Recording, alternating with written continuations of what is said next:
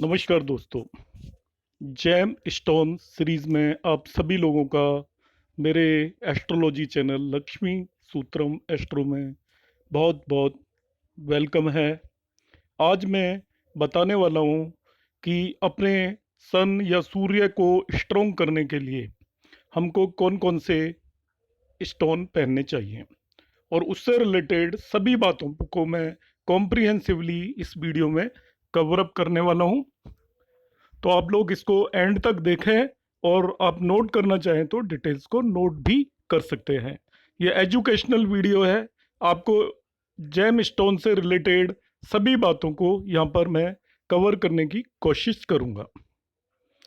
ऐसा कहते हैं कि जब भी कोई भी आपका ग्रह स्ट्रोंग नहीं होता है या वो वीक होता है, तो उसकी स्ट्रेंथ को बढ़ाने के लिए हम उस ग्रह से रिलेटेड यदि स्टोन पहनते हैं तो उसकी दशा और अंतर्दशा में हमें बहुत ही फ्रूटफुल रिजल्ट मिलते हैं। कोई भी यदि ग्रह आपका लग्नेश हो, लग्न लॉर्ड हो, तो उसका स्टोन, मैं जो कंडीशंस बताऊंगा, यदि वे सेटिस्फाई हो रही हैं तो आप पूरी जिंदगी तक धारण कर सकते हो। तो आज हम आगे बढ़ते हैं और शुरू करते हैं कि सूर्य या सन से रिलेटेड जेम स्टोन रूबी को पहनने के लिए किन किन बातों का ध्यान रखना चाहिए। तो सूर्य से रिलेटेड स्टोन है तो सूर्य किन चीजों का कारक या सिग्निफिकेटर है। सूर्य आपका कॉन्फिडेंस का कारक है। फादर्स हेल्प, पिताजी से आपको कौन सी मदद मिलेगी। पॉलिटिकल गेन, गवर्नमेंट एडवांटेजेस, सरकार से आपको किस तरीके के फायदे आप उठा सकते हो।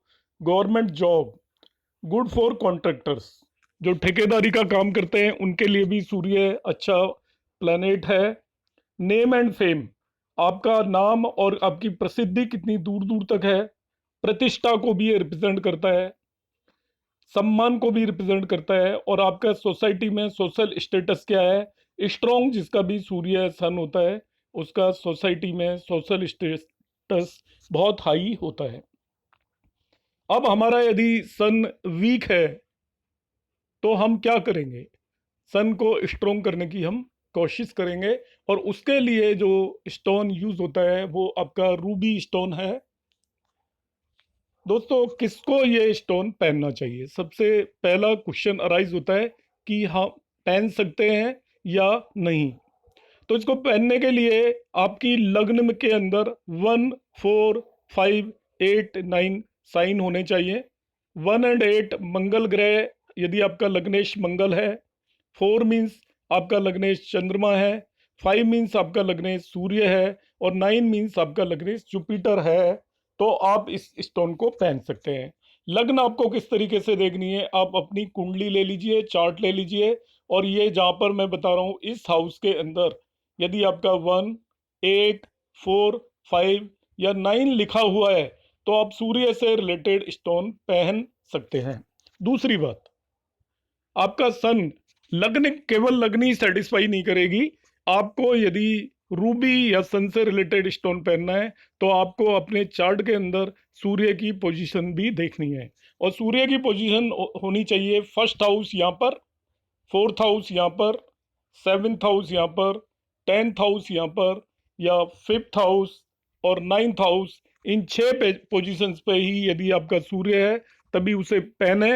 सेकंड हाउस के केस में भी समटाइम्स इसको पहना देते हैं, मगर मैं आपको सलाह दूंगा कि इन 6 पोजीशंस पर यदि आपका सन है तो आप इसे बेशक पहन सकते हैं। नेक्स्ट थर्ड वन कंडीशन जो इसकी होती है वो है कि आपका सन वीक हो तभी इसे पहनना है। अब वीक कैसे पता चलेगा, तो आप अपनी कुंडली देखिए, उसके अंदर सूर्य की डिग्रीज होती है हर एक प्लैनेट की। यदि सूर्य की डिग्री 0 से 2 के बीच में है या 28 से 30 के बीच में है, कई कई एस्ट्रोलॉजर्स इसको 0 to 6 या 24 to 30 भी बताते हैं, तभी भी आप पहन लेंगे तो कोई फर्क नहीं पड़ेगा। मगर 0 to 2 और 28 से 30 में बहुत स्ट्रांग हो जाता है। नेक्स्ट हम देखते हैं हु शुड नॉट वेयर, किसको ये नहीं पहनना है।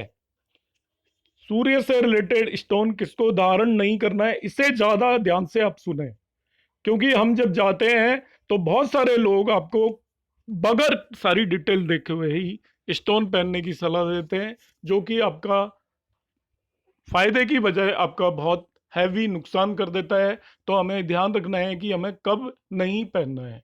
तो सबसे फर्स्ट पॉइंट है, आपकी लगने के अंदर, मैंने अभी लगने बताया था पीछे, उसमें 2 7 साइन हो, 2 और 7 और 3 और 6, 10, 11 और 12, ये इनमें से 7 जो मैंने यहाँ पे मार्क किया, इनमें से कोई भी साइन आपकी लग्न में है तो आपको रूबी नहीं धारण करना है। दूसरा, आप चार्ट के अंदर सन की पोजीशन देखेंगे, सूर्य की पोजीशन देखेंगे।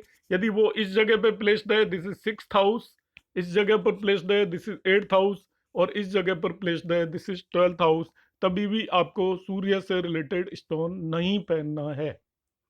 थर्ड वन, सूर्य यदि आपका डेबिलिटेटेड है, नीच का है, नीच का सूर्य होता है यदि वो 7 साइन के अंदर प्लेस्ड है, कुंडली में कहीं पर भी 7 साइन है और उसके अंदर सन प्लेस्ड है, तभी भी उसका स्टोन नहीं पहनना है। सूर्य आपका उच्च का हो तभी भी उसका स्टोन नहीं पहनना है। इस बारे में वहां पर कंट्रोवर्सी है, मगर मैं आपको एक्सपीरियंस के बेस पे बता रहा हूँ, उच्च के सूर्य होने के बाद स्टोन पहनने की कोई भी जरूरत नहीं होती। वो फायदे की बजाय आपका झगड़ा करा देगा और आपको नुकसान ज्यादा होगा। इसलिए यदि सूर्य पहले से ही स्ट्रांग है तो उसको और स्ट्रांग करने की जरूरत नहीं है। जैसे ऐसा हो गया, आप पूरा आपने खाना खाया हुआ है, इसके बाद आपको और कुछ भी खाना खिलाया जाए तो उसका कोई यूज नहीं होने वाला है। तो इसी तरीके से लें, यदि सूर्य उच्च का है आपकी कुंडली में, उच्च का कब होता है, जब वो 1 साइन में प्लेस्ड हो। एरीज साइन में सूर्य उच्च का होता है, तभी भी आपको स्टोन नहीं पहनना है।